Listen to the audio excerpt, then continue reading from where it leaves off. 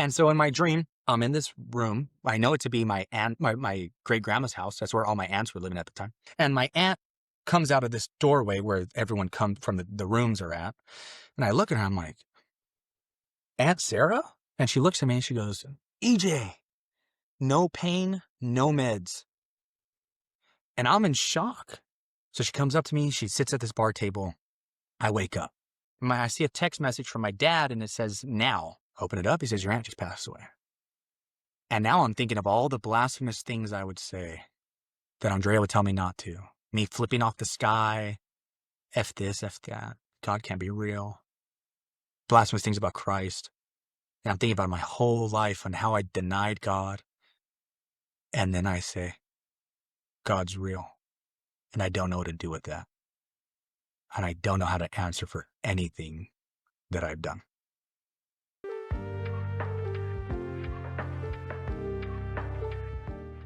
Welcome, everybody, to The Body Aesthetic. My name is Matthew. This is our podcast series where real people share their real stories of encountering Christ and their discovery of and ultimately conversion to Holy Orthodoxy.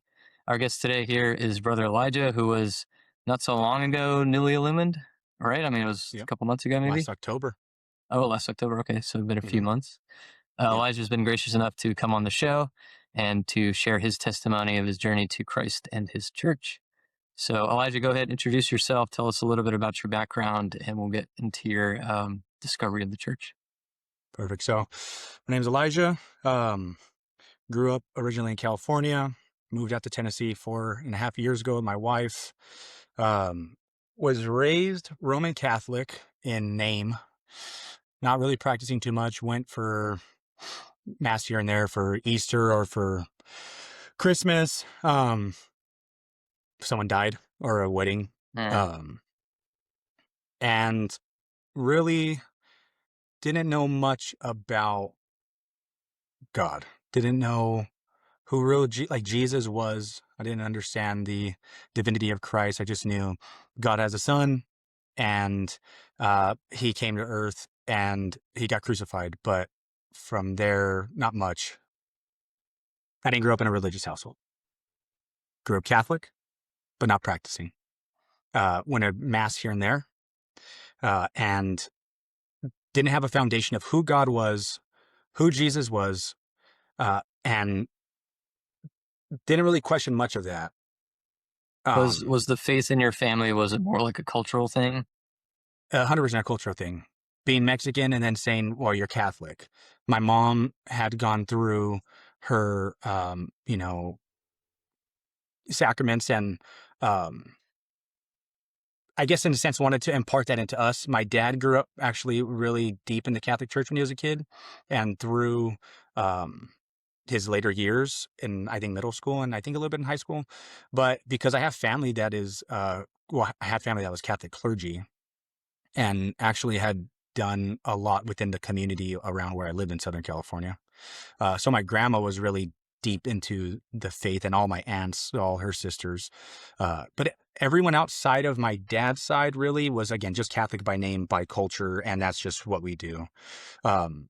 So growing up in that and kind of seeing that and just having the idea of the spiritual world, having, certain experiences of, is this an angel? Is this not? Is it a demon? But I know that my family that has passed away or is about to, there's weird things going on. And I smell or sense weird things happening. Moments of even like toys in my closet going off and my parents freaking out about that. And again, just because we always had that like, oh, it's this, it's this, it must be demonic because this is going off an explanation rather than saying, oh, maybe it could be something else or whatever it may be. I'm not too sure even to this day. But my parents have been freaked out about multiple things that had happened around the house. So with that kind of loose foundation and that background, my grandma really tried hard with me, with out of her best, to love me and to bring me around to the church. And we moved in her house when I was in fifth grade. And so it wasn't too far. I grew up it was pretty much just a city over. But being in her house and her kind of bringing me to mass and really just wanting the best for me because she just saw the path that I was down. My family, like any family, is there's dysfunction in the family, but my family was very loving, um, and they tried their best. But we all make mistakes. My parents, being very young parents too, and me being the first, have worked out a lot of kinks, and I don't know. I really, it's just it's The that first one is always a trial, right? yeah, yeah, and we all it's kind of weird because within their struggle, I do think that the demons that they struggle with are, in a sense, they're in the household too, and it's kind of brought up, it brings this negative or demonic energy that could be going on that I think is also that could influence us. And I know we're not guilty for their sins, but influence in the sense that we see the practices, or that we kind of pick up those passions and those bad habits at a younger age too. Um so my grandma seen that, and seen I started getting to that, rebellious, I don't want to do this. I was looking to escape my reality at a very young age, um, in this idea of freedom, hanging out with friends, and numbing my conscience in whatever I can do at the time, what bad I can do, in a sense, to make me feel, I don't know, something, I guess, or like Mhm. alive in a sense. So Just when my different. grandma, yeah, and I started getting into this like really depressed state in my life. Even the relationship between my parents, my grandma, and us as well was really, we were butting heads a lot. Mm. So I got into this depressed point where I was going, man, I just want to die. I just want to kill myself, and I don't want to continue to live, because the things that even though I was having this, I felt the burden of my life lifted off my shoulders when I'm outside doing these things, in the sense of just playing sports or hanging out with friends and being stupid, was that escape. So I was always chasing that escape. And then I would go home and just feel this really heavy weight pressure, and just the desire not to be around that, and to get away from that as best as I can. Um, so I kind of started getting to this, like this depressed, empty feeling. I remember Mm. one time, I was like, well, I want to, how would I do this? How would I end it, in a sense? And Wow. my, That was a really yeah, young my, age. yeah, my grandma caught me outside. We had a tetherball court in the backyard, and I was kind of like messing around with it around my neck. And my grandma was taking the clothes out, and she dropped the clothes and screamed, went to go tell my mom. And my mom talked to me, and I was like, oh, well, no, it's nothing.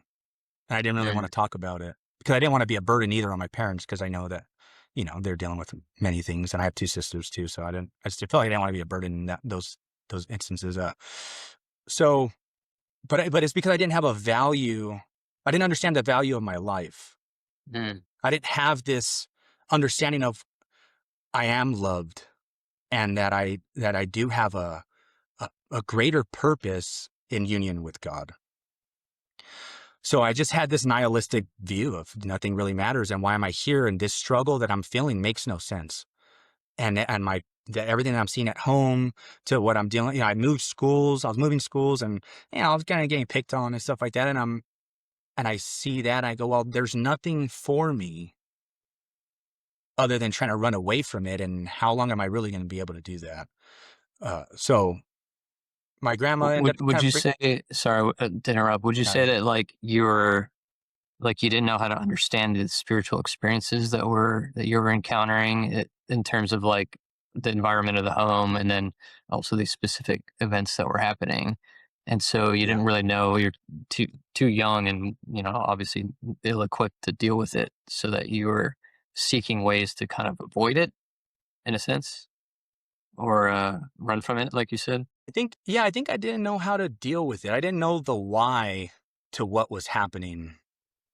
Um, and to run away from the feeling, to escape these demons. through, I mean, really, I mean, even at that age, Distraction, right? in to distract, exactly. Yeah, taking my mind off what makes me feel good to not feel this, because Yeah. I don't want to feel this. So this makes me feel good. I'm going to continue to do this. But then it's like anything, it starts and then you need more and more and more, and it becomes something different. And that's really what started, So my grandma ends up bringing me around, and I started getting into like Alex Jones and stuff around that time. So I'm starting to get into like this conspiratorial, like, How old are you deep now? This is dive. still middle school? This is still middle school. I'm like sixth grade. Yeah, sixth, seventh Wow, grade. And I'm listening to telling her, Alex Jones. Grandma, there's tunnels under the Walmart, and there, like, That and was a my great mom, impression. I'm telling my mom, I'm like, dude, they're gonna put us in concentration camps, and we're done. So even more Have of you heard this, of the like, Bohemian Grove? yeah, they're sacrificing babies, and and that's just, it's all this this once, and I'm going, as a kid, I'm going, man, what is and it kind of sounds crazy. I probably didn't say it in this way, but what is the meaning of life? If Mm, all this this evil stuff is happening, right? Because that's all I'm thinking. It's just evil. Why is it evil? I'm not too sure, but it's evil. And if all this is happening and my life sucks and the world just sucks, well, then why am I continuing to do this? mm, And then why does this idea of God, which again, I don't know it to be Christ at the time. But why is God doing this to me? Why do I have family members that are passing away, struggling with it? Why am I seeing this in my parents' marriage or the how, all these whys? Why? And then why in the pride sense of why me? Why me? Why am I the one going through this? God, if you love me, well, this doesn't feel like love, And now I don't feel I'm getting love from anywhere. I don't feel like I'm getting love at school. My teachers think I'm a problem child. They're treating me as such. And as a kid, I'm seeing this, you know, I'm seeing it from the wrong perspective of just going, oh, well, they just don't like me. When in reality, they're saying, no, I want to help you. But, they're going about it in still a loving way, but maybe a harsher way that I wasn't ready to mm, receive. So it's just absent of my thought of the absence of love. And so I ended up telling my grandma, I don't believe in God anymore. mm, And, and she's like, what? No, God, no, God loves you. This and no, no, no. God can't exist if all these things are happening, or this God is hateful and um you know I'm suffering because he hates me and he's abandoned me, uh because I can't explain that. So my uncle, my dad's brother, because this is my dad's mom, so my dad's brother at the time was kind of coming out of his struggles as well and started going to the Catholic Church a lot more, was helping out with a lot of the Roman Catholic priests there, kind of shuttling them around for these conferences they were doing and just being a part mm, of the band and stuff like that because they had a band. Um, so he was like, "Hey, do you want to like jump in the car with me as we go with these priests to go drop them off um, and you can have a conversation with them." So I'm like, "Yeah, mm, sure, let's try that out." So sixth grade, I was just sitting in the back seat, with I think it was like three or two priests there. We go to the conference, and then when we end up driving back, and my uncle's like, "Okay, so talk to them." So arrogant me, I'm like, how how did God make humans if evolution and dinosaurs and all this stuff seems to be real, Explain this away, And they're like, well, yeah, they give me this whole, so they're being so patient with me and loving, and I'm being so arrogant and um just sharp with my words with them because I'm speaking out of such a place of hatred and disdain, and mhm, this idea of I'm an atheist because really it is me just trying to defy God and deny him in myself, but not. mm, But I know I believe something. There's something, right? Like, is there? There has to be something more. But for me to have peace in my heart at the time, I'm thinking, no, there just can't be. So I go through this whole scenario, and I end up laying down in bed, hating life, hating my family, my sister, because I thought she got treated better than me. And why did these things happen? Why are my parents doing these things to me that, that's not happening here? Um, and so I remember going to bed mad. I just had so much hate in my heart. and I said some evil words to my sister. Um, and I was trying to go to bed. And I still had this. So because of that conversation I had with the priest, and I'm still trying to fight this idea of God's not real, but there must be something. What's going on? I don't know how to work this out in my head. And I lay down in bed and I can't sleep. And I'm laying down and I just feel the room just get super dark. I was super scared of the dark since a kid. I didn't start sleeping in the dark till I was like in high school. So I always kept the bathroom light on, and and I shared a room with my sister till I was 17. So my sister, we were on bunk beds. So my sister's up here and I'm down here, and we leave the door open a crack. So the light's kind of coming through, but with the light coming through, I still don't, everything seems still darker than it is. And I just felt this weight and pressure, this heaviness of a demon, really. And so I'm laying down in bed and I turn over and I see this huge shadow figure, really sharp shoulders, huge head, and I can't see through this shadow. And I go, oh, that is terrifying.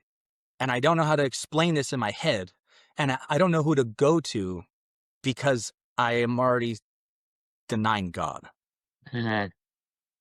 So I turn over scared and I'm shaking in my bed thinking, this thing needs to go away. This thing needs to go away. And I can feel it breathing on me. I can feel this breath on my neck.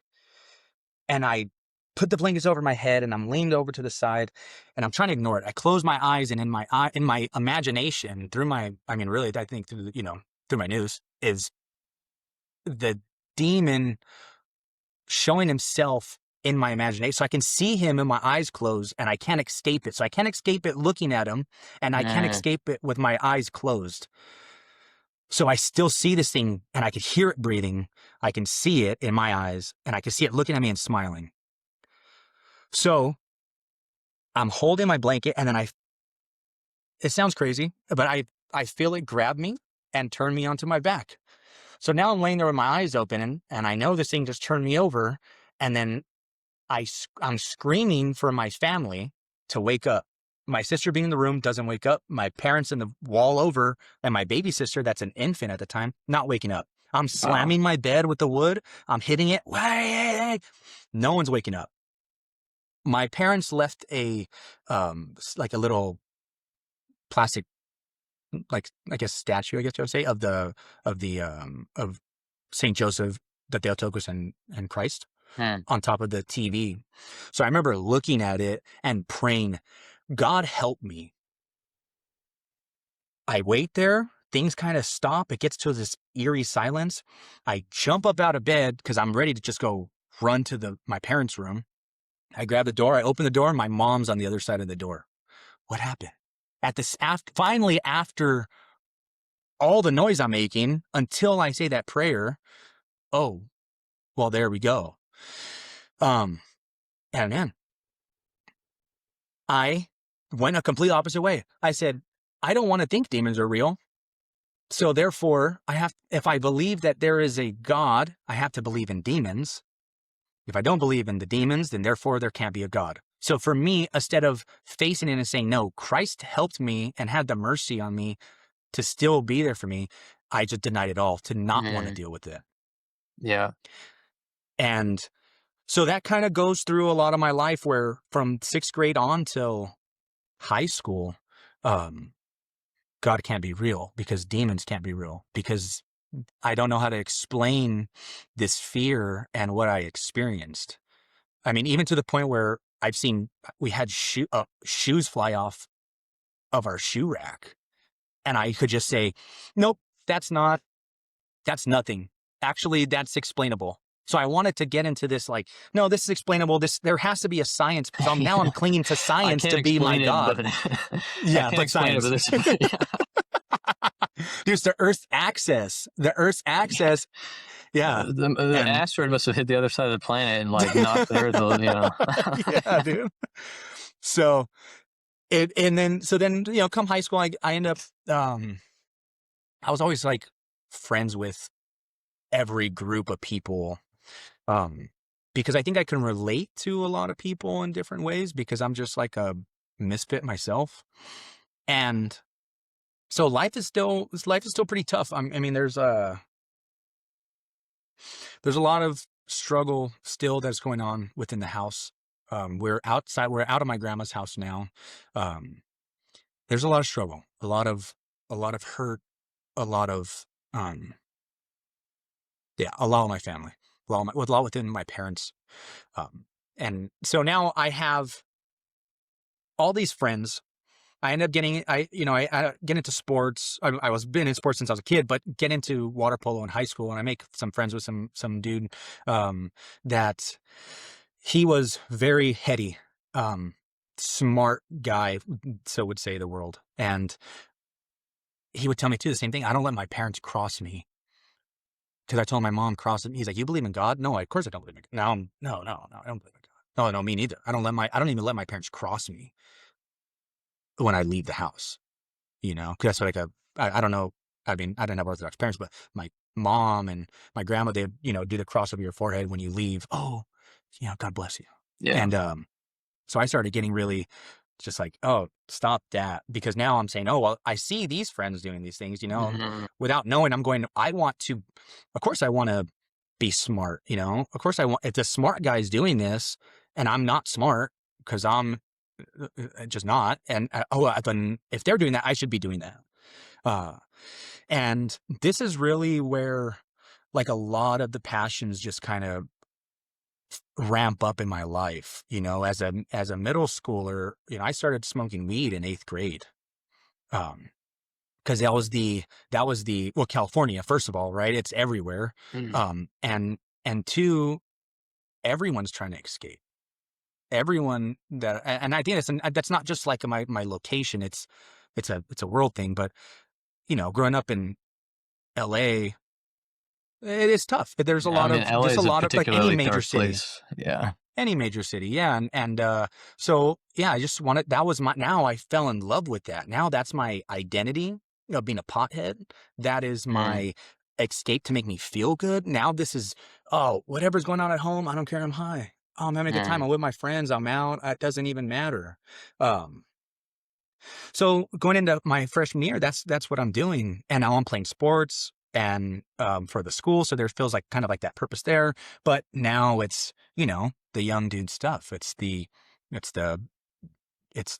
drugs. It's girls. It's how much freedom do you have? What can you do after school? Mm. My parents are whatever over here, over there. My parents were busy with my baby sister in gymnastics, so then I started getting to a point where I'm out. I'm running around with, now I'm running around not just with my sport, my sports friends are keeping me in line because I'm busy, but now outside of season, I'm not busy. Now I got some freedom to Mm. do. Now I got some freedom to hang out with some of these, Yeah. other Be a guys. hooligan. Yeah, and just really take advantage of that. So ended up getting into some harder drugs in my sophomore year of high school. Um, and through this whole time now, again, still denying God. And then come into my senior year of high school, I end up quitting sports going into my senior year because I don't want to be a part of sports now. We had some coaching changes, and I was just like, dude, this is my senior year. I'm a kid, one more year, and then I'm gonna get in trouble. If I get in trouble, I'm going to big boy prison. So I need to take advantage of my freedom Oh my gosh. to scratch the itch of everything. Right now, I Mhm. need to have all the time to roll around in the mud with the pigs. Mhm. I can't hold myself back for missing a couple months.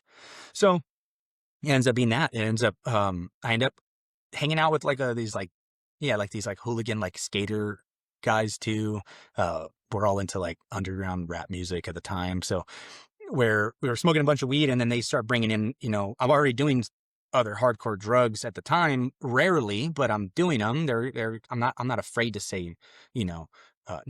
And at that point now too, I'm now experimenting with whatever I can because I need to know what this does to me. So I need to know what I like and what I don't like. I need to see what this is going to make me feel. So I end up getting into not heavy, not like I did it tons of times, but I ended up getting into like psychedelics. And And then the music that I was listening to and the friends that I was around, they started telling me, hey man, have you ever heard of astral projection? No, I don't know what that is. Oh, dude, smoke some weed, sit in the middle of your room, get these crystals, these colorful rocks and set them It's up. the most LA thing I've ever heard. Project. Yeah, dude. Yeah. Dude, there's like my friends were pretty much like teenage witch girls, you Yeah. know, and they were dudes. So, uh, it's that, and it becomes that. And now I'm getting to the psychedelics and I'm going, what is life? Now I'm experiencing this whole like, yeah, what is this? So there is something, I'm more than my body. So now I'm not really feeling like an atheist, but what is the greater power? What is this universe everyone talks about? Um, and what does it do for me? Because what is, yeah, like what is that? And then I remember I start falling into this like, yeah, this new agey like Buddhist kind of idea. I remember I had an eighth grade teacher that was talking to me about Buddhism. She was like a lesbian teacher that was like, hey, you ever heard of Buddhism? Zen, this and this. Um, sorry, I don't know if I lost you. Oh, good. So, Okay, so we're sorry, back. you froze on my side. So yeah, the Zen. So I started getting into this like, well, it's enlightenment. My life purpose is enlightenment. I need to reach, this like feeling. Everything just needs to feel good at all times, and I need to do what I want when I want, and then therefore I'm going to become a better person in that. Mm, Um, somehow, which was just, I'm sorry. somehow you're going to be a better person in that. Yeah, somehow I become this better person because I'm reaching this enlightenment. And I remember having conversations with friends like, dude, now I get time, man. Time is this, this is our purpose, dude. And really, we're just animals on this rock and everything is us and we are everything. And then, and yeah, like, and then it's just stupid. So I'm like this like hodgepodge of beliefs where I want to be this like, so I end up graduating high school. I want to be this like hard, um, intimidating person, a very like calloused LA street mentality, but not being Machola. affiliated with anything. But yeah, well, yeah, I don't want to use the word, but Just kidding. yeah, it's like it's that though, right? Because I'm seeing these guys, I see these guys, and I'm seeing friends that I've had that are going down this path, and I'm saying, well, that's what a man is. A Mm, man beats people up and it does X, Y, or Z. A yeah, man does what he wants, and the women just listen, and you're just gonna and they're gonna deal, and then you're gonna, this whole idea of like, and then you're going to prison, and then yeah. and you come back home, and then you're just like champion. So I have that Actual mindset, toxic masculinity. Like, 110% toxic masculinity. So I'm seeing that, and then I'm still like in touch with this like enlightenment, mm, with the new agey stuff. So I'm trying to balance. I'm like in my head, I'm trying to balance that out, and then I'm trying to figure out my life through that and my purpose. And so, and I started getting into like listening to, and I kind of skipped over this, but I kind of like started listening to like philosophy, like very like easy, like surface level philosophy of, Plato, Aristotle, Socrates. So this is still like, what is life?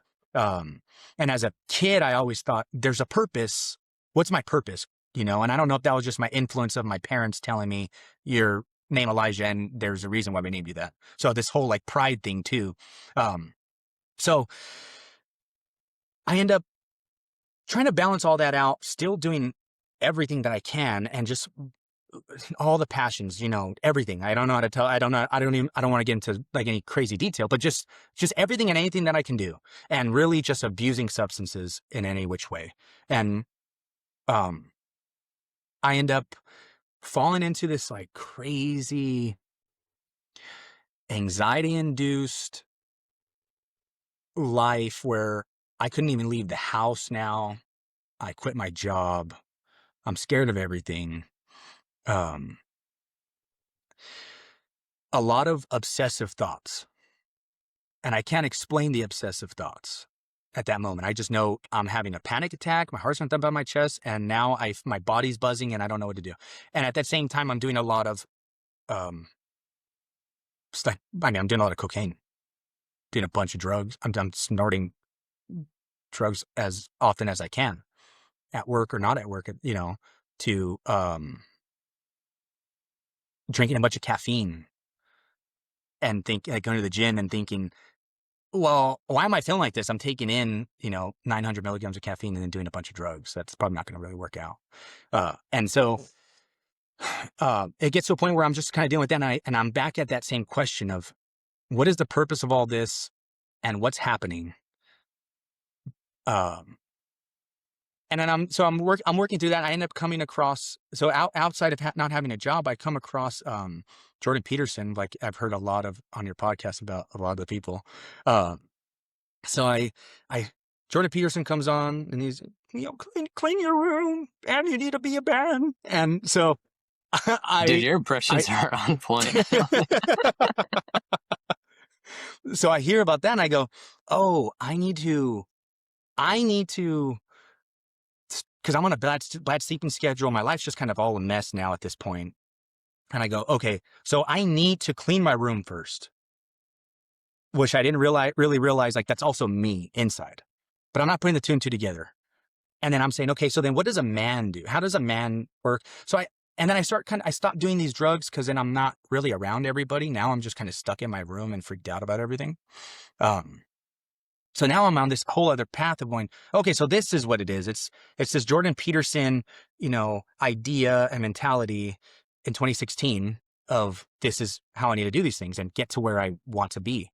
End up getting a job and into sales and coming into too much money.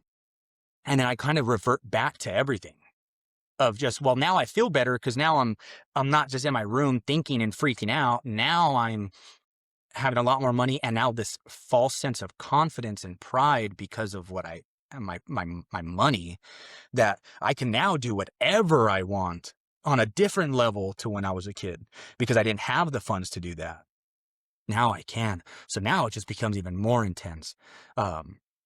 And so through that, I end up having like a couple other psychedelic trips, and I'm like 19 at this time. And I'm doing cocaine every day, morning to night, not sleeping some nights, um, and just really tearing myself up. So I know towards the end of it, I remember I was getting ready for work. I wake up in the morning because I was up at like 4 or 5 in the morning. I'm waking up like at 7 in the morning to get to work. I remember one morning I wake up, I look in the mirror, and I see blood in my nose. I go, oh, okay. I wipe it, and I end up taking a whole layer of skin off Oh, inside my nose, and I'm leaking blood. And my mom looks at me and she's like, hey, what's the matter? And I told her, oh, it's allergies. And she's like, okay. So through this chase of money, through this chase of all these passions, all this stuff, my heart's so hardened to everyone. I don't want to deal with anybody. They were there for me when I struggled, but the moment I came out of the struggle, it was, I don't care. I'm doing what I want when I want to get out of my way. I'm after money and success and all this other stuff. And I need to be whatever. Um, so it comes down to it, it's my 20th birthday. I end up doing way too much drugs. I'm out all night. I'm drinking all day. And I come home from the day after. I'm celebrating with all my friends. Or who I think are my friends. It's 9 in the morning and 7 in the morning. And I come home and I look at my mom. And she's like, are you okay? And with the most child voice, shaking and scared, I look at my mom. I said, Mom, I don't feel good. And man. she's like, I know. Well, she's there for me. She's like, we'll do something when your sister wakes up. Um, we will, we'll go on a walk and we'll get out. We'll do something. Just calm down. And at that time, Mac Miller had just passed. So I'm thinking, I don't know what happened. I can't even stand up without going pale because my heart's thumping on my chest. I'm going to die here on my couch. What am I doing with my life? Man. What am I doing? And so I end up force feeding myself some food, going into the room, coming out of my room, and my baby sister looked at me as her big brother. My baby sister at this time, she's probably like 70 years old, you know?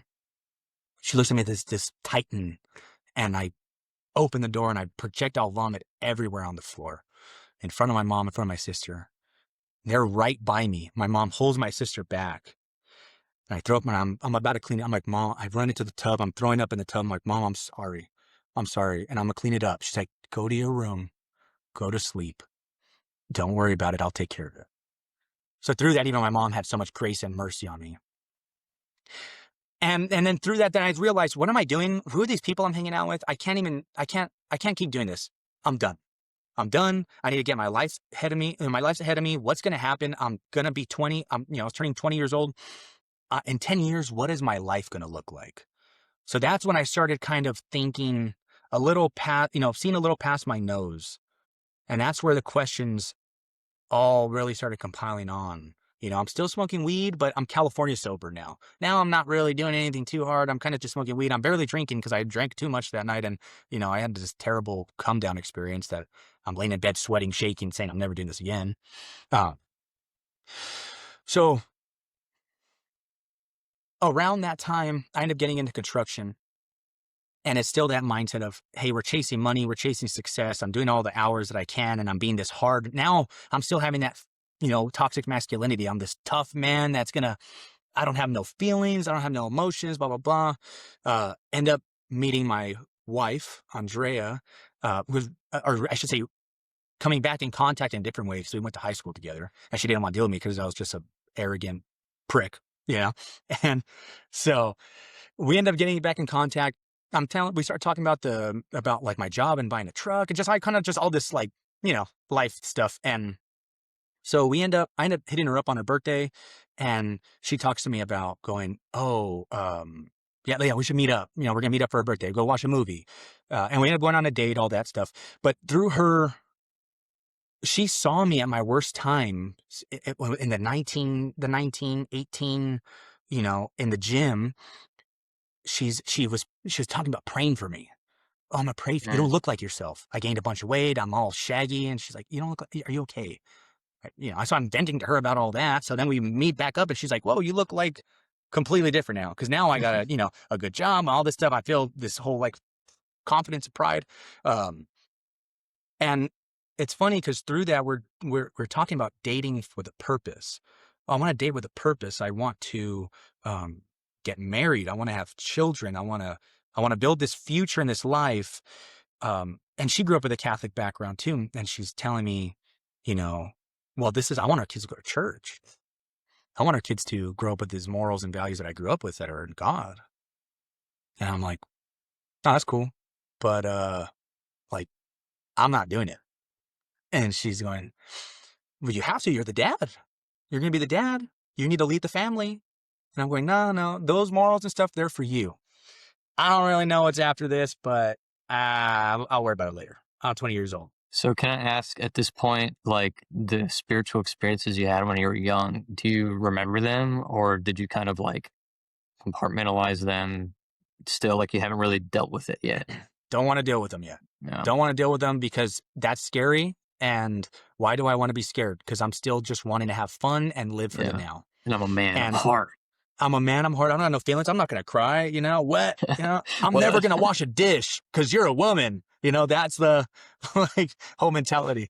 That's a woman's job. I'm not doing that. Oh my goodness. I'm gonna hang out with my friends that don't care about me, and I'll see you when I want, but so even then I started kind of, she was really that, like, obviously it's, she's a godsend where she's putting these thoughts in my head, and I'm smoking a bunch of weed still, but I'm embarrassed to smoke weed in front of her. I have weed plants in my bathroom because we would grow weed because you can in California. We would grow weed, and then I would hang them in my kitchen. My bathroom tub, and I'll let them dry out. And I had a bong by my bed with a bunch of weed, with a bunch of joints and all this stuff. So Andrea's like, jumps in my truck the first time. She's like, dude, it smells like weed in here. And I'm like, oh, I only smoke weed occasionally. So now I'm already lying every day because it's an occasion. But I told him, like, I'm not doing anything bad. Like, I'm not doing anything really bad. Come on. And so it was that her challenging me. Why do you smoke? That's not good for you. You're not the same person when you're high. No, yeah, I'm actually a better person.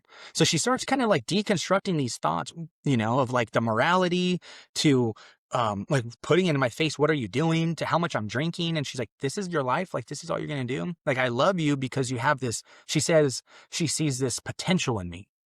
She Mm, likes, she likes the good of me, and the rough of me, she wants to smooth out as a yeah, woman. I can fix him. And yeah, I could fix them. Yeah. Yeah. Yeah. What a great, I love it. Thank you. Yeah. Thank God for her, man. Thank God for Thank her. God. So, so then I remember I had this buddy of mine that was a Jehovah's Witness, and he ended up falling away from his cult that he was in.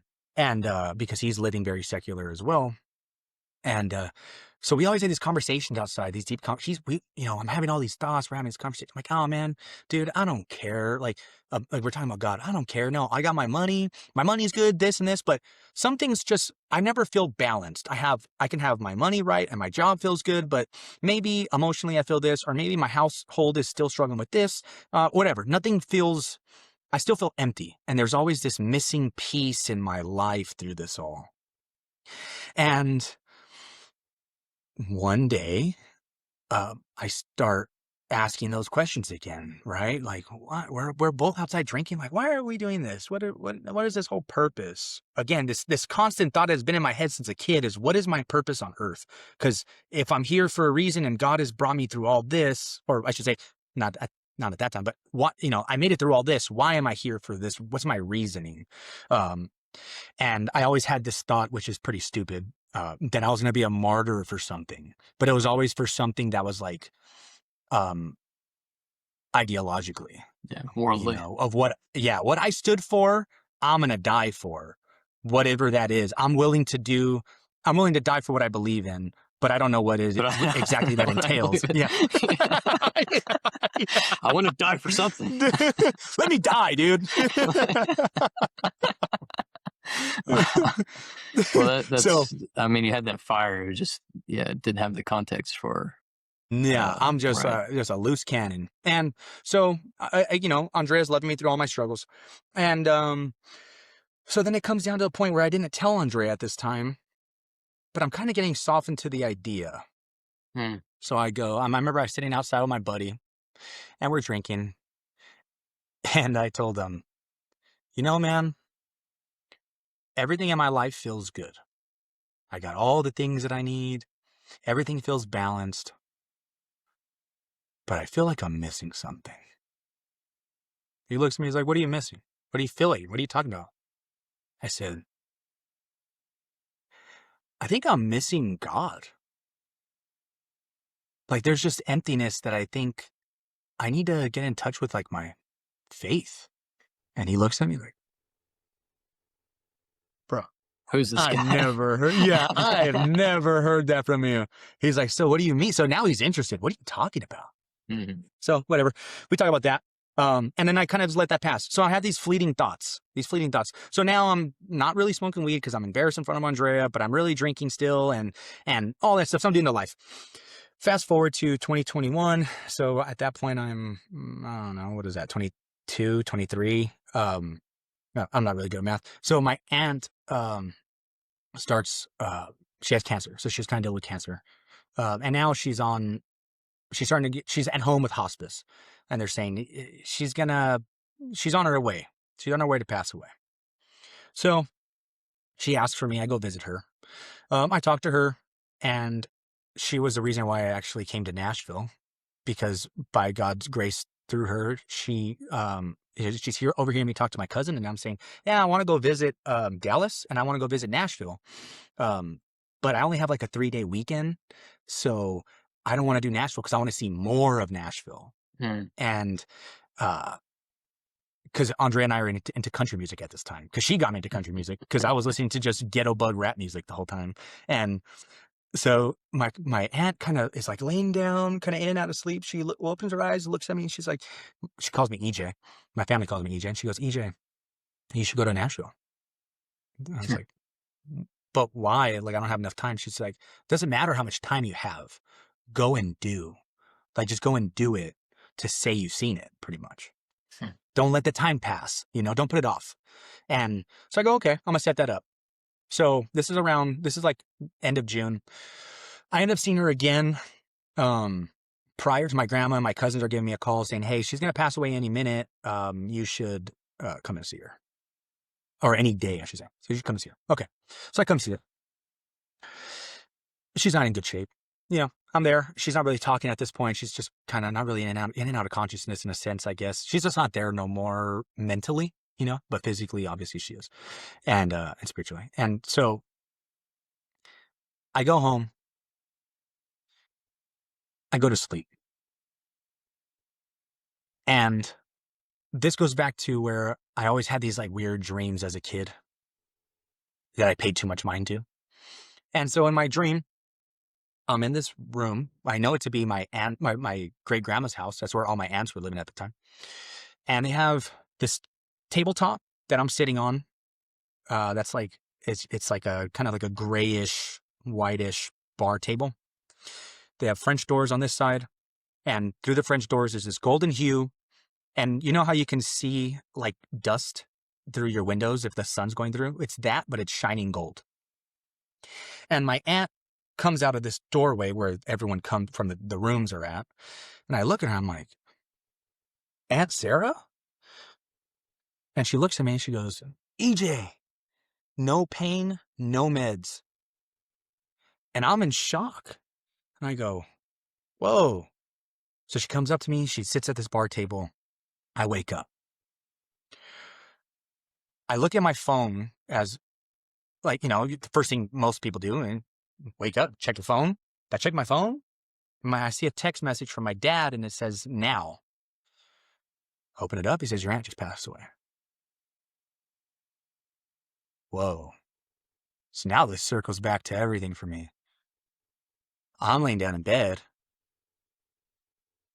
and now I'm thinking of all the blasphemous things I would say that Andrea would tell me not to. Me flipping off the sky, F this, F that. God can't be real. Blasphemous things about Christ. And I'm thinking about my whole life and how I denied God. And then I say, God's real. And I don't know what to do with that. And I don't know how to answer for anything that I've done or what I've said. And now I want clarification for it. I call my grandma.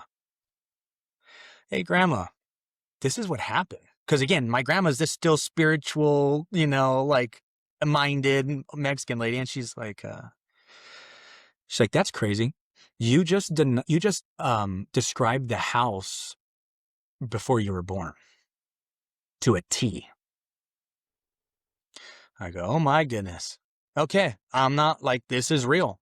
And then I talk to my dad later when he gets back, and I tell him, "Hey, he's like, that's the house, how it looked when I grew up." So now I'm going, man, I don't know. I text Andrea. I'm laying in bed. I'm like, "God's real. I've been wrong. I don't know what to do with this. I don't know how to pray. Who is Jesus?" Right? Who is Jesus? I know he's on the cross in the back of a Catholic church, a Roman Catholic church, and I know that's him. But what is he? What does he do? I don't know any of this. How do I start to pray? I know the Our Father, and then I remember the Hail Mary. What do I do?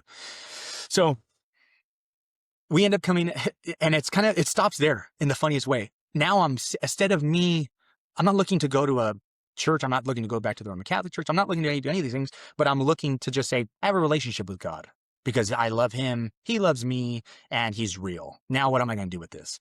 So we end up coming to visit Nashville, because this was July 4th. So we end up coming in August. So a couple weeks later, come to Nashville. I haven't traveled much, but I've traveled within the states, and I've been to a good couple states. And when I left Nashville, that was the first time I said, I don't feel like I'm home. And Andrea looked at me, she's like, "Really?" I said, "I don't feel home." I loved LA. Every time I fly, I'm like, "Man, I'm an LA baby. This is it. This is where I want to be for the rest of my life." And I told her, "Yeah, no, I don't feel like this is home." So 6 months later, I texted my boss that was out there that ended up hiring me out there in California. He moved here a year before me. "Hey, I want to move." He's like, "Okay, sure. I hear that all the time. When do you want to move?" I said, "Give me 6 months and I'll make it happen." So by the grace of God, literally every door had opened up. We consistently prayed about it. Andrea's family being very traditional Mexican, they were like, "Yeah, you should go." And we were like, whoa, that's weird, because we wouldn't expect something to be said like that, right? And we're not Mm. married. We're still boyfriend, girlfriend at the time.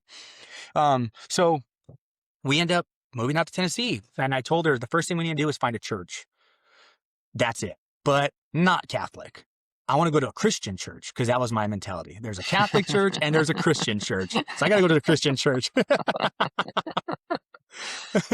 And that's where kind of like that, this is where the journey really starts to begin, where I'm really drinking, I'm drinking milk and eating honey, and it's the palatable buddy Jesus. But I won't ever discredit the people that I've met there. Even the pastor we had at the time, uh, there was nothing but love and a gentle nudge in the direction that they thought was best with what they were given, and just an outpour of love to us, an outpour of love. And through my I was still drinking late Saturday night till 2, 3 in the morning, waking up and going to service at 10:30, kind of hungover in the aisles and going, man, praise, Yeah, with at a least you're baseball going. hat. Yeah, a baseball hat and some shorts. And so then we end up getting really tied into the church. We're helping out with the youth group a lot every Wednesday night. We're there as much as we can. We're at all these conferences they set up, whatever. And we're just trying to find a way to serve and pour out our hearts. We end up getting baptized, because I'm like, oh, I was baptized as a kid, but I didn't choose to be. So we go through that. There was a pastor a really loving pastor that ended up talking to us, because we got into a life group. We got into many life groups, and we got into one of these life groups where he says, I'm gonna be honest with you guys, you need to get married. And we're like, whoa, okay. We've been already kind of convicted about this, because we're playing house. And he's like, you need to get married. So they end up having a lot of grace, and we go through the whole legal side of it. We go to the court, get all our paperwork, get it all done. Our pastor at the time pretty much was like, I'll marry you guys for free in this building, and I'll sign off and do all that stuff, because you guys are genuinely, we're trying with what we have. Yeah. And so we get married, and we struggled a lot. There's a lot of struggle. We had a pastor change. He ended up retiring, then a new pastor came in, and everything kind of, there was differences, there was changes, but also too, um, you know, we're reading. I'm trying my best to read the Bible, and then I'm standing there and telling her, "What's your interpretation of this? Because this is what I'm getting from this verse." And so we're doing all that, and I'm trying to get in. I'm interested in like what trying to dig a little deeper than what I have. And well, through the struggle in our marriage, we end up talking to the new pastor, and I end up texting him and saying, "Hey, we need help. Like, could we talk? Could we do some like counseling or something? Because it's really hard." And I'm a very stubborn and prideful person, so I'm getting, I'm just mad, and like I don't want to be around, um, and I'm still dealing with a lot of my struggles and my sins, right? With still drinking a lot and doing this. All this is still escapism in my life. Everything is still me running from everything, because I can't face my problems and the demons that I have harbored in my heart. I can't, and I don't want to. So we end up coming into a service, and they take their biscuit and or the little cracker and wine, grape juice. Grape juice. Yeah. So they're like, oh, here's this communion. Here, pop it open, and like and so the pastor says, this is this is a Christ says this is a symbol of my body. Do this in representation of, or do this in remembrance of me. And so Andrea's like, that's not what they say in the scriptures. And that's not how it was when I grew up in the Catholic Church. And I said, that is weird. So we're sitting down in these chairs. She's like, look up the gospel, in the gospels. And so I start going through the gospels, and I pull it up, and I come back, and I'm like, okay. She's like, you should go ask him. I was like, should I? She's like, yeah, you should. Okay. Strange. So I go up, I go up to the defiant stage. 6th grader comes out. Yeah. Heads back out. So I go up to them, and I'm like, hey, pastor, why do we say this? And he's like, I said, because Jesus doesn't say this is a symbol. He says, this is my body. This is my blood. You know, truly, truly, I tell you, uh, gnaw on my flesh. I'm telling him all that. I'm like, I don't, like, what is that? And so he looks at me, he goes, oh, go onto this Bible app to read it. Smacks my head, shakes my hair. I'm looking up at him and I'm going, man, this is not it, dude. This is not it. I don't know what it is, but it's not this. So then Andrea starts having conversation with me. So we're falling away from this community now we're falling away from the services. We're there to help and support everywhere else, but Yeah. Sunday's just not it. So she starts having conversations with me at dinner of like, how do you know what you're reading is, if I'm telling you I'm inspired by the Holy Spirit reading this and you're inspired here, who's right? And Well, I don't know. We'll read the Bible. No, well, how do you know you're reading the Bible right? What is their authority? So she starts telling me all this stuff. I'm like, dude, I don't know, man. Like, what are you talking about? Read your Bible, dude.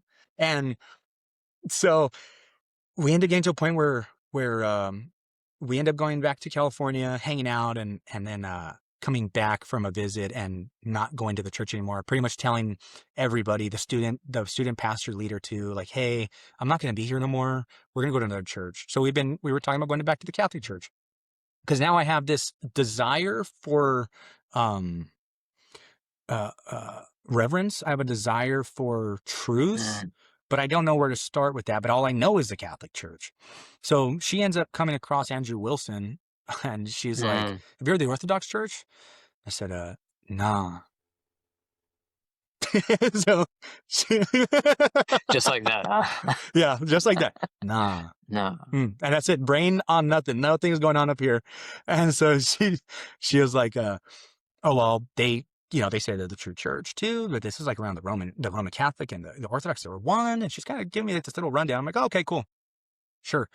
So then I kind of start getting into online apologetics and hearing about it. Obviously, Jay Dyer, Pope Jay, and and hearing about Andrew Wilson. And so I started doing all this. I'm listening to all these things. And then in this still background, we end up going, hey, we should return back to the Catholic Church. So she goes, she's like, okay, we should also check the Orthodox Church out. And I said, I think you're right. So let's do every other week we go to the one. So we flip flop every week. Coming to realize that the Roman Catholic Church here in town did mass on Saturdays as well. So I said, let's do Saturday and Sunday at the Orthodox Church. And all we knew about the one that was in Nashville. So we're like, all right, cool. We do that. Saturday I go to mass, and it's a Orbis Ordo mass. That's what I grew up with. I didn't go to Latin mass. And I'm looking at it and I'm going, whoa, this is really reverent. This is really nice. Bells and smells. This is amazing. Bells and smells. Was that first experience of church, like basically since your youth, like a Catholic church? A Catholic church? Yeah.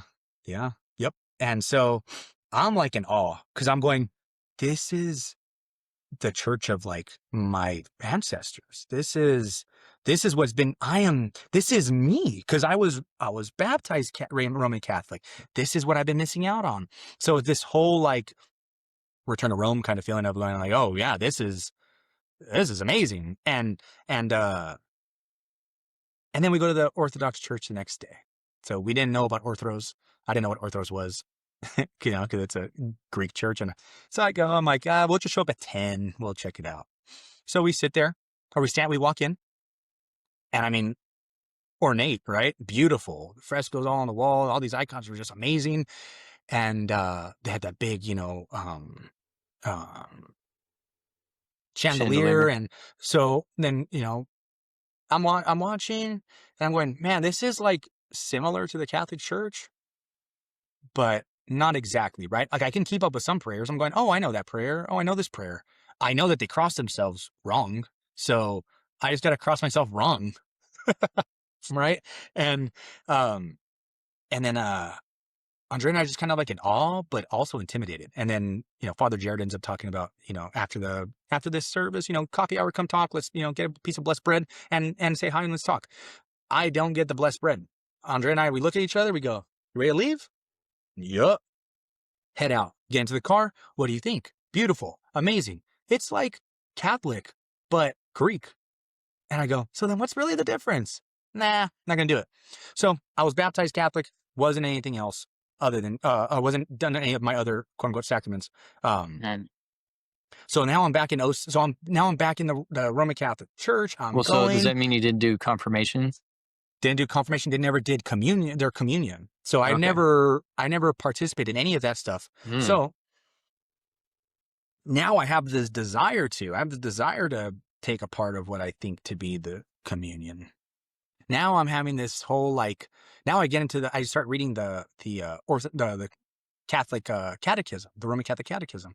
Now I'm just kind of really diving in. I'm starting to read about these church fathers. I'm going all spurgy. I'm going, hey, what do I believe and why do I believe this? Hmm. And now I'm kind of putting the pieces, and now things are kind of starting to make sense, and all this theology is pretty great. Um, but then I get hung up on so I get hung up on a couple things, but I'm still kind of just working through it. You know, if the Pope is blessing like gay couples, that's gay. Why are we doing that? And it's weird. So I end up, and around this time, this is around Dormition of Theotokos. So I end up talking to Andrea and telling her, I don't want to continue to like feel like I'm tied to drinking. I need to. And I've done like, I went into Celebrate Recovery with like a Protestant thing out here that they did, like help people with addiction and stuff. So I tried it and I failed miserably every time I tried to stop drinking. It was always this craving and this yearning, and I need it, and I can't do without something still at this time to take my mind off anything. Uh, so I'm going to mass as much as I can. I'm doing the whole adoration thing. I mean, I'm praying as hard as I can, I'm doing the rosary as much as I can because I'm struggling, and now I don't really like. I need help. So now I'm going, okay, I need intercession, I need help, but I'm really struggling with this. I don't know how to do this. I'm gonna try to stop. I'm gonna try to stop, and I'm not gonna put a date on it. I'm just gonna try to stop. So I'm taking it day by day. Day by day, I'm not gonna drink because it's not that I'm really like. I don't know.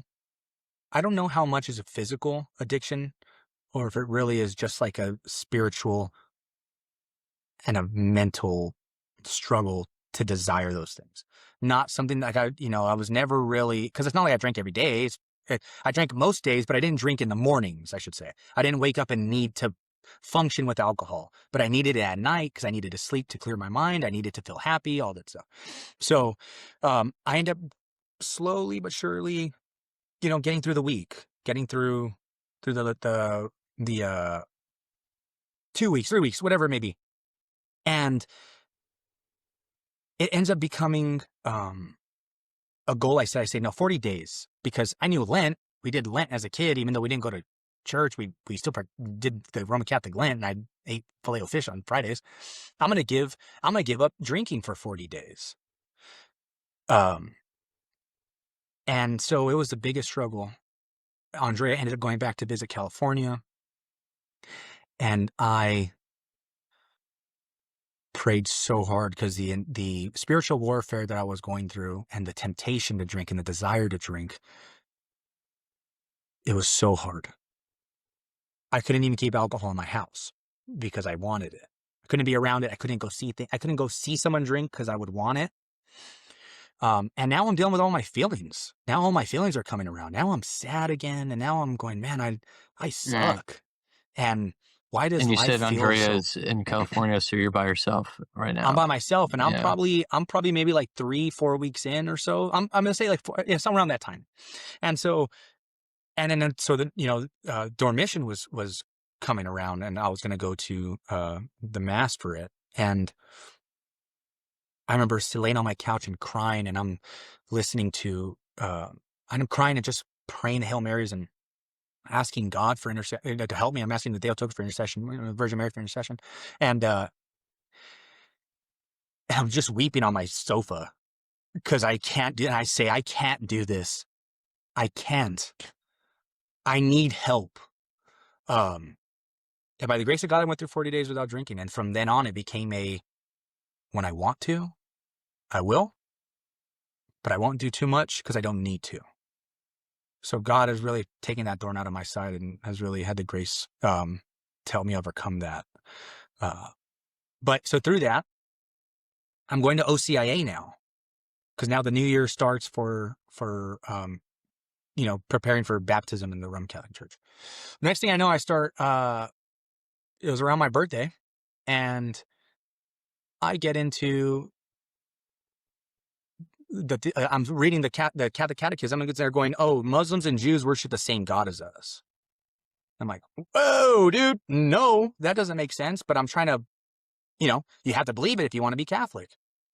Natural theology, this whole like Thomistic theology I'm kind of diving into now and reading parts of the Summa Theologica and St. Augustine, and now I'm going into the Filioque, and now that's like kind of my point of contention. So I start talking to the deacons at OCIA. I'm going, "Hey,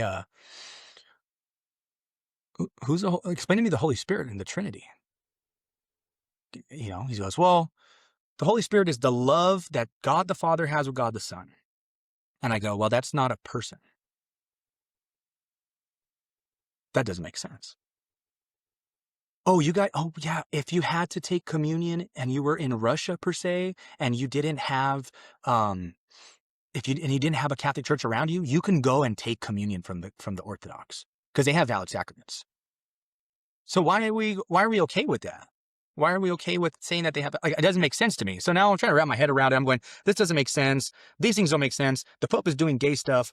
I don't know, like, how to work through all this. I don't know how to write this off. I tell Andrea, "Look, this is what it says." And she's like, "Whoa, we do not worship the same God." I'm like, "I know, but this doesn't make us Catholic." And now I'm starting to read about like, everybody. I'm reading Vatican II and Vatican I, and I'm going, this doesn't add up. This was changing. Norvis Ordo, I thought this was the only mass we had. This is different. Mm. SSPX and all these other, spurgy things. And so we end up going back. We're like, well, you know what? Oh, so then I'm I'm getting ready to shower. And I am scrolling on my phone with the water running, and I'm standing outside just like, um, arguments for the Filioque, scripture for the Filioque, and I'm trying to just really hold on to this Roman Catholic theology, and Mhm. nothing I can do backs it up. And then I start reading the scriptures, and I look at Andrea. I come out and I run. Andrea's like, "Dude, what have you been doing?" I'm like, "We're wrong again." And she's like, "What do you mean?" "No, we're wrong again. Orthodox is true. It's orthodoxy. It's orthodox. They're the only true church, and we've failed. It's not.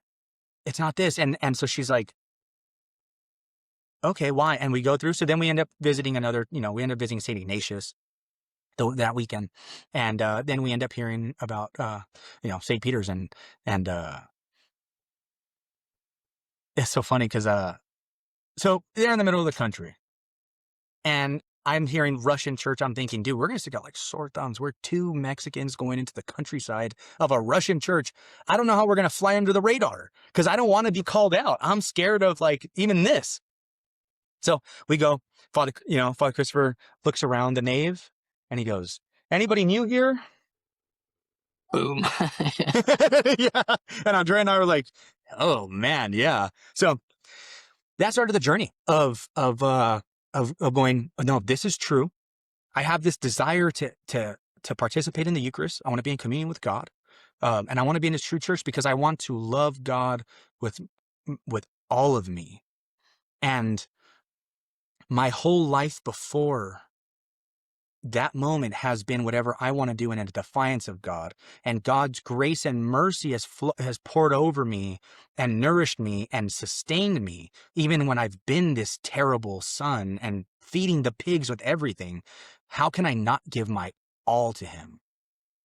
I liken it to a parent and a child. I mean, what is a kid going to buy for their parent?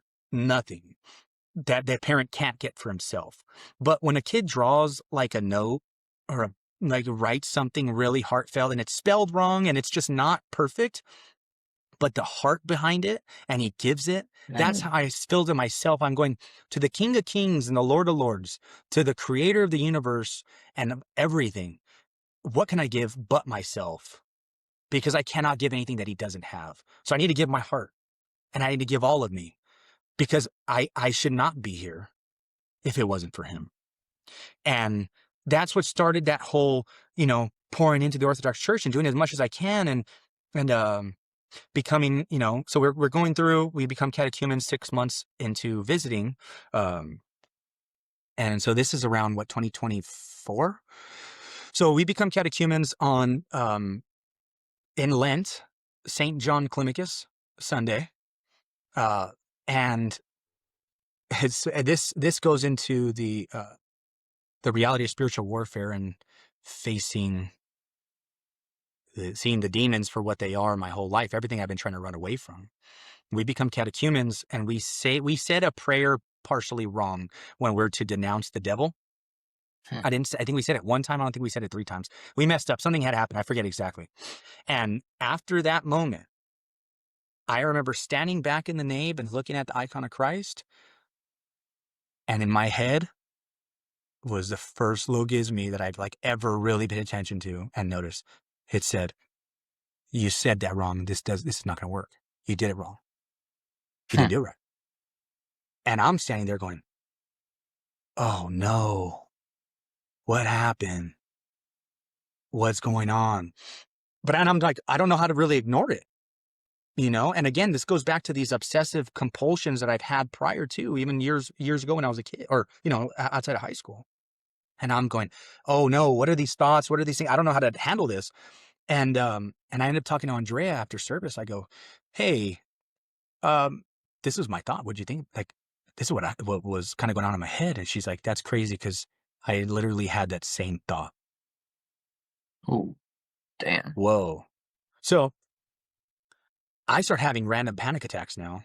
I'm struggling with like full on panic attacks, thinking something's wrong with me. What's going on? What's happening? I don't, and through my through being a catechumen, this is all I'm struggling with. And so then Andrea ends up going back to California again, for, she goes back to visit. She's gone for 2 weeks. And this spiritual warfare, this is around like July of last year, July to August of last year. I started going through this, and we're getting baptized in October. Everyone's telling me, dude, the war gets real. The war gets real. But it's really the last week, the week before your baptism is when it's tough. So I'm not thinking that I'm scared of the last week. That's what I keep thinking about. Scared of this last week. Man, no, it's not just the last week. So now I'm going through all this like extreme anxiety, evil thoughts, blasphemous thoughts, scary thoughts, to where I'm like, what's wrong with me? Something must be wrong. I pick Andrea up, and I'm literally asking, is this real? Is this real? I don't feel like the same person that I dropped her off to go back to California than I am picking her up. Now, am I even experiencing life the same? Or is this like, what is this?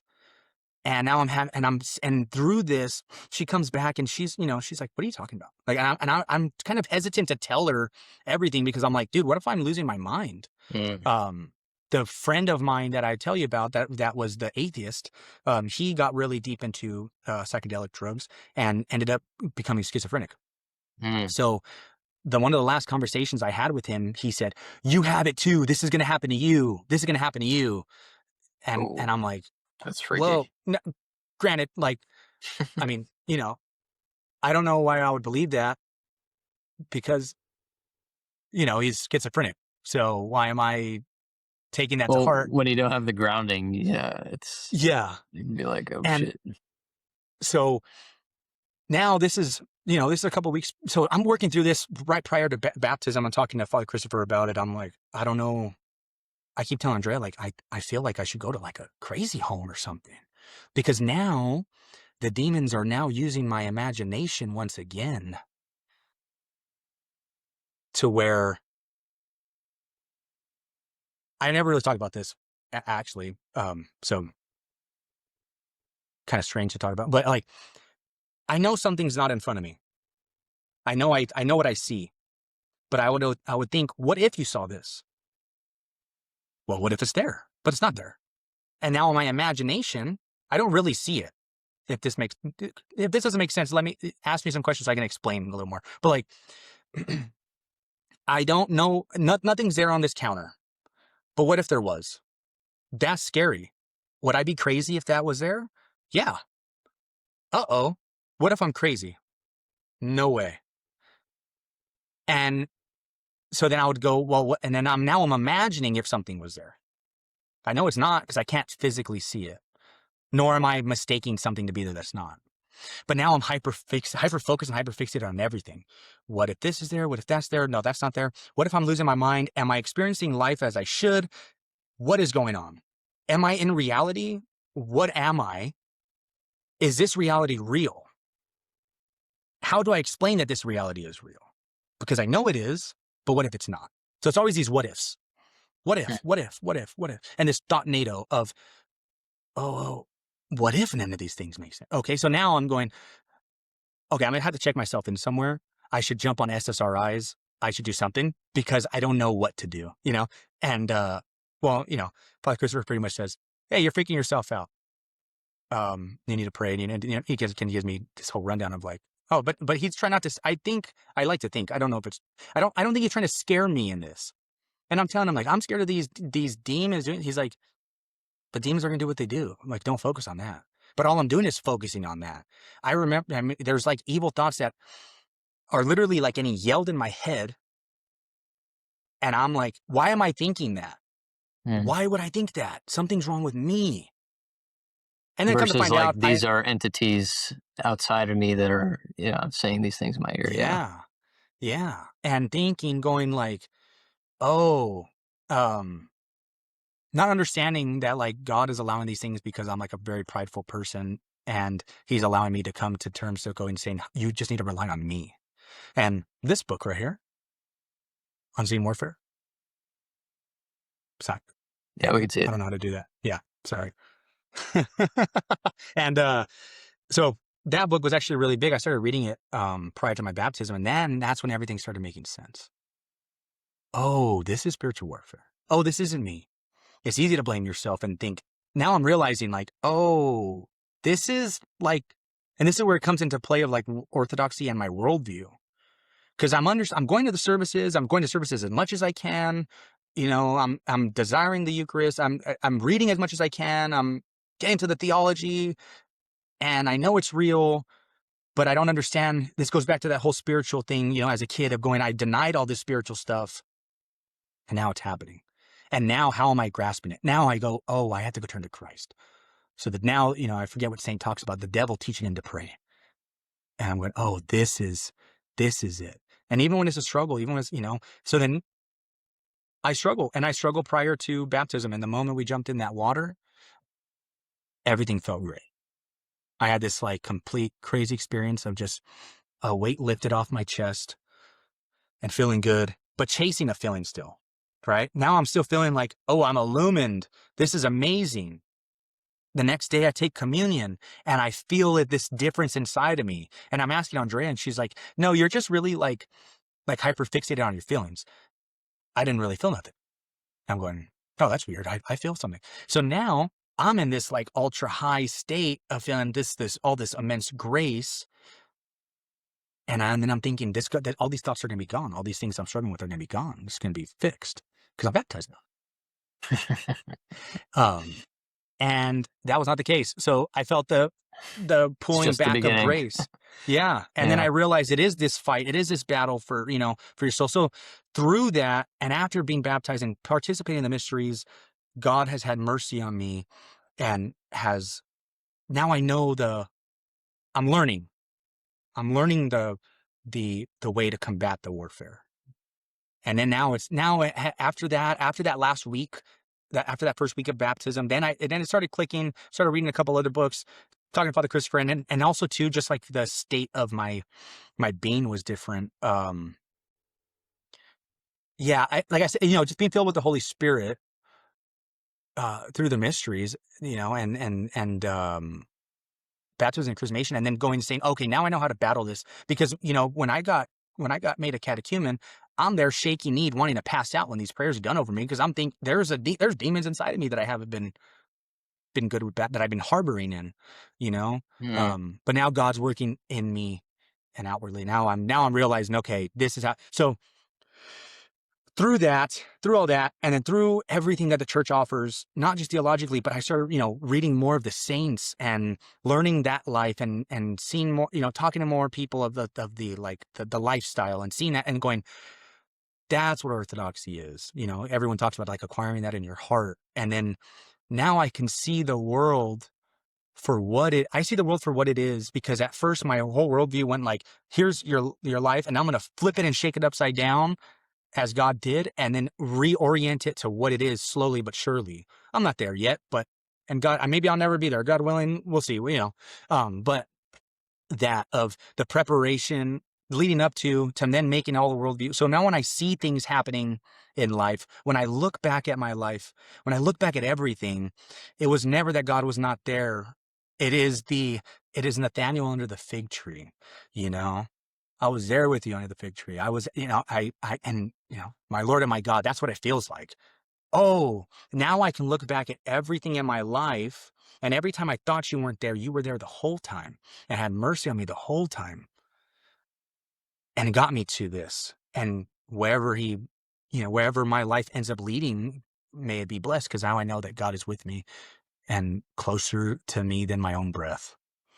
And that's how I found out that orthodoxy was true. Amen, brother. What a powerful testimony, man. You're giving me chills in several parts of that story. And um, glory to God. Welcome home, Glory to God man. for all things. You know, Yeah. glory to God for all things. Um, I try to keep these under an hour, but went a little bit over time, I'm sorry. which is great. No, don't apologize, because I don't want to interrupt the story, and it was all good stuff. So appreciate everyone for sticking around this long and for Sorry, guys, watching. No, for yapping. no, and I'm sure they loved it. I loved it, and it's always a joy talking to you, Elijah. Thanks everyone for watching. God willing, we'll see you in the next video. Drop some love for Brother Elijah in the comments, and let us know if there's anything that you related to in his story, and we'll be happy to see you in the next video. Godspeed.